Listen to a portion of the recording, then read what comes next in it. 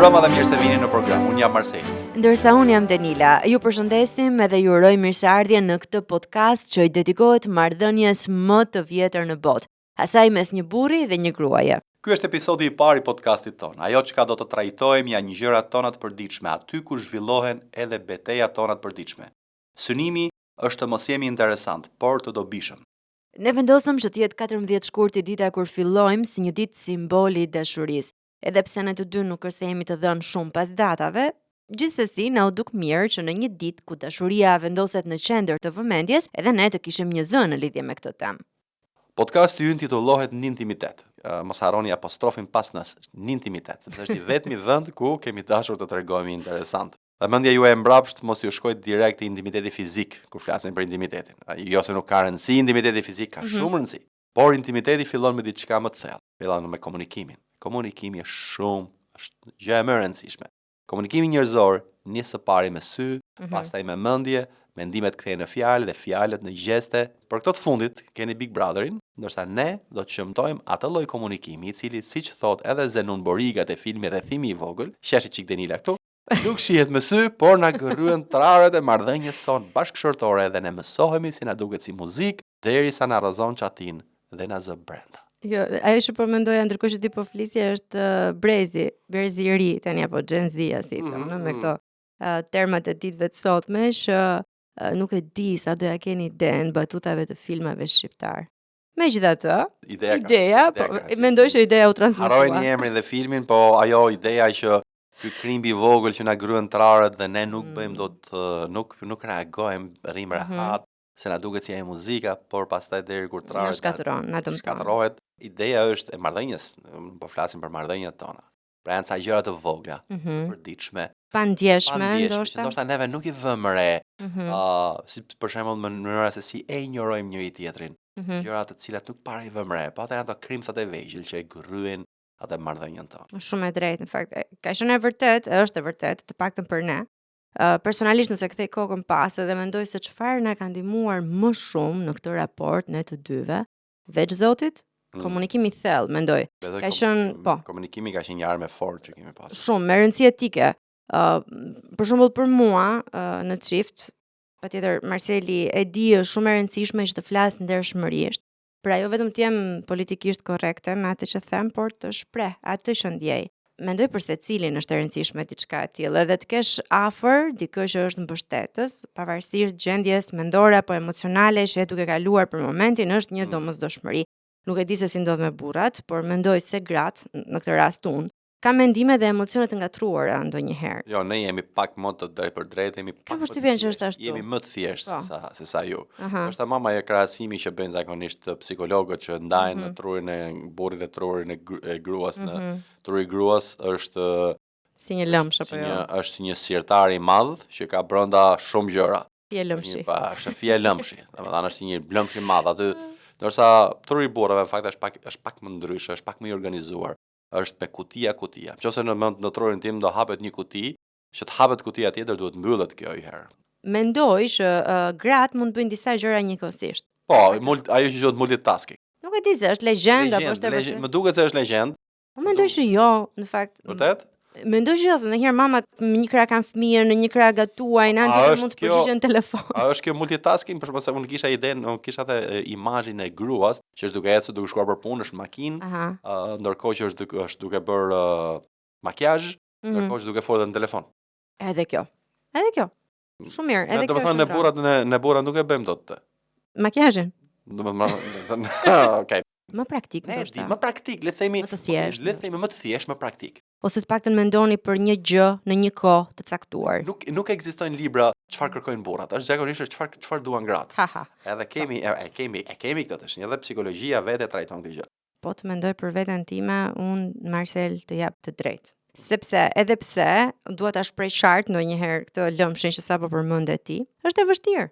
Edhe për mua gjërat shumë shpesh nuk janë vetëm bardhëzi. Në natyrën time, dualiteti mendimeve, edhe të parit e diçkaja nga shumë këndvështrime, është shumë prezent. Tani, vetëm imagjino, me një natyrë kaq të komplikuar sa ç'kam, të kesh përballë dikë të cilit durimi për të kuptuar i shkakton dhimbje koke. Ndaj Marselit. Ti po thuaj që unë Mua më dhe më koka. Jo, Unë ti e duke folur me mua. Jo, në fakt, këtë dua ta them edhe është hera e parë ndoshta që e them publikisht. Jam mjeshtëzakonisht mirënjohëse për këtë pjesë ndaj teje, sepse përballë në këtë podcast kam njeriu që është përpjekur shumë të kuptoj frikrat dhe ëndrat e mia. Andaj duhet të them shumë faleminderit Marcel. Interesant, e dëgjuat të ju? Nuk do ta dëgjoni kurrë më. Fakt, ne nuk është se kemi bërë më së miri këtë gjë, sepse këtu mos po dalim sikur jemi ai çifti i përsosur që nuk ka pasur kurrë as edhe një lloj problemi në marrëdhënien e vet. Na besoni ne kemi pasur edhe ne problemet tona, por nuk e kemi bërë gjithmonë shumë mirë këtë gjë. Ka pasur momente apo ditë kur komunikimi ynë, ndoshta për shkak të lodhjes, për shkak të rrethanave, për shkak të egoizmit, krenarisë, mund të qenë i cekët dhe jo shumë i frytshëm, ndonjëherë edhe disi lëndues për njëri tjetrin. Po, edhe ne kemi lënduar njëri tjetrin, si çdo njeri në këtë botë e ka lënduar për zhgënjur dikë tjetër. Megjithatë për hir të vërtetës, këto ditë janë më pak. Ne e dimë se besojmë shumë tek fuqia e komunikimit, e të folurit bashkë dhe sidomos të dëgjuarit me gjithë zemër njëri tjetrin. Një shkrimtar amerikan shumë popullor rreth viteve 70, Richard David Bach, ka një shprehje që thotë: e kundërta e vetmisë nuk është të qenit bashk, është intimiteti. Në intimitet është qenia jonë përballë tjetrit, e cila është e brisht, por njëkohësisht e sigurt. Në këtë podcast ne do të përpiqemi të flasim për ato momentet e heshtura, për bisedat e vështira, për gjërat për cilat kemi nevojë por nuk i themi. Pra, të gjitha ato gjëra që mund ta forcojnë ose mund ta shkatërrojnë lidhjen mes partnerëve. Edhe nëse je një tip kurioz në lidhje me bisedat e vërteta në një marrëdhënie, mirë se erdhe në intimitet.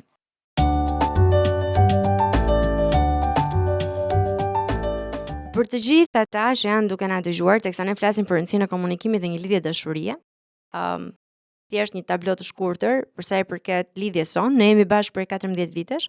Unë mbaj mend se bisedat që ndanim me njëri tjetrin janë bërë një shtysë e rëndësishme për ta zhvilluar këtë raport. Është një raport që ka zgjatur deri tani dhe ne duam që të vazhdojë gjithë jetën. Për qenë të ndershëm, për gjatë kësaj kohe kemi parë pak nga të gjitha në marrëdhënien tonë.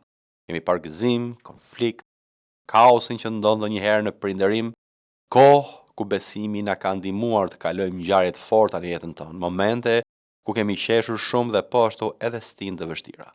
Pak a shumë gjëra që ka kaluar gjithë secili në jetën e tij. Dhe përmes të gjithave, dëshira jonë është të ndërtojmë një marrëdhënie që jo vetëm mbijeton, por që të jep mundësinë që gjithmonë të kthehesh dhe të ndihesh në shtëpi. Sepse ti e di, ndonjëherë mund të kthehesh nga puna pasi ke kaluar një ditë për të harruar, dhe do doje një vend paqeje dhe qetësie, por nga ana tjetër e di mirë që në shtëpi të pret sërish një pasdite për të harruar. Pra të pret një person i cili mezi pret të derdh mbi ty gjithë atë valen e zhgënjimeve dhe zemërimeve të ditës, edhe në fakt ti nuk do doje të kthesh në shtëpi. Do doje të shkoje diku tjetër, edhe të gjeje prehje diku tjetër. Po, por ndoshta duhet mendosh ai personi që ka qenë gjithë ditën në shtëpi dhe derdh valen e zemërimit, mund të ketë qenë ngarkuar duke bërë punë shtëpie, duke u marrë me fëmijët, duke pritur që ti të vish edhe ai të mund të ndaj, apo jo mund të ndaj në këtë rast më shumë ndoshta gratë, do të ndaj gjithçka me ty, gjithë peshën edhe ngarkesën me ty. Krisht. Atëherë, kush është ajo gjëja e rëndësishme dhe të cilën ne e lëm pas dore krejtësisht, më të madhe të rasteve, por që është gjëja më e rëndësishme, është komunikimi. Të dimë të komunikojmë si personi që kthehet i mbushur, i lodhur nga një ditë stërmunduese, si personi që cili ka pasur po ashtu një ditë të tillë. Ndoshta tani që duke na dëgjuar ti mund të kesh një marrëdhënie shumë të mirë me partnerin tënd dhe kjo është diçka e mrekullueshme. Por nëse edhe ti, njësoj si ne, mendon që gjithmonë ka vend për të bërë një marrëdhënie më të mirë, ne besojmë që je në vendin e duhur. Kur menduam për një podcast, një nga gjërat që të dy besojmë se është e rëndësishme, është të qenit i vërtet me ata që dëgjojnë. Është të qenit të vërtet me ju. Është të krijohet një bashkëbisedim të sinqertë, të ndershëm. Çdo njeri ka një filozofi në mënyrën se si ndërton marrëdhëniet. Secili nga ne, çdo njeri në këtë botë ka filozofinë e vet se si ndërton marrëdhënien me partnerin. Ajo që ka ndikuar në mënyrën se si unë dhe Denila kemi qenë të pranishëm në martesën tonë, ka qenë Bibla dhe modeli i Krishtit. Ky model ka formuar mënyrën se si ne duam, si falim dhe si qëndrojmë për njëri tjetrin. Por pavarësisht se ku ndodhesh ti në udhëtimin tënd shpirtëror, ky vend është për ty. Tani, pse të na dëgjoni ne, në vend se të dëgjoni apo të shihni diçka tjetër që nuk ja vlen të dëgjohet? Së bari sepse në fjalinë tënde, Denila, ka më tepër dëgjoni se sa duhet dëgjuar për të tërë ata që më na dëgjojnë dhe që do të jenë duke bërë plane për të mos na dëgjuar më. Dëgjove Denila?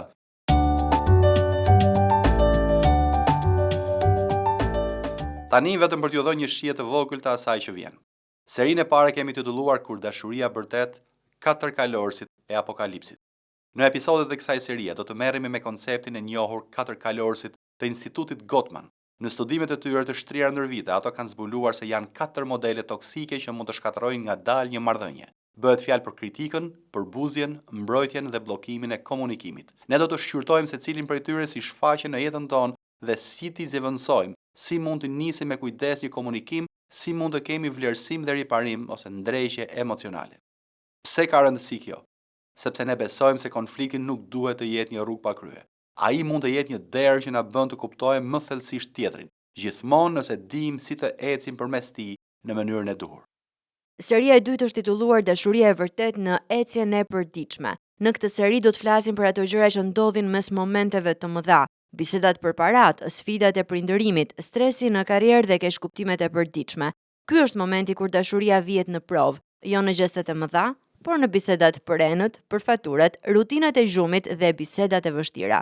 Përse ka rëndësi? Marrëdhënia jonë jeton në detajet e përditshme. Kur ne ja dalim mirë në gjërat e vogla, dashuria bëhet më e shndrueshme, edhe madje më e gëzueshme. Seria e tretë është Ushqimi i dashurisë, puna e vazhdueshme e të qenit së bashku. Në këtë seri thellohemi më shumë në atë se çfarë do të thotë të kujdesesh në mënyrë aktive për një marrëdhënie afatgjatë. Nuk bëhet fjalë vetëm për të mbijetuar së bashku, por për të rritur dhe thelluar. Pse ka rëndësi kjo? Dashuria nuk është një gjendje pasive, por një angazhim i përditshëm. Kur e kultivojmë me kujdes dhe qëllim, ajo bëhet një burim i pashtershëm gëzimi dhe qëndrueshmërie. Pra, kjo është një përmbledhje e shkurtër e asaj që do të trajtojmë në këtë seri. Ne besojmë se dashuria është një praktikë e përditshme. Është një ritëm, është një zgjedhje dhe ka nevojë për kujdes të vazhdueshëm.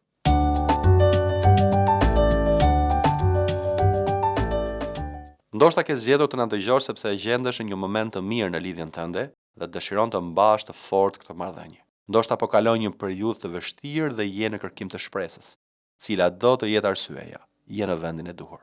Edhe koha kalon shumë shpejt, ne kemi mbërritur në momentin kur duam të bëjmë 3 pyetje. Ne juftojmë që të reflektoni dhe pse jo, shumë mirë do të ishte të mund bisedoni për këtë pyetje me partnerin tuaj.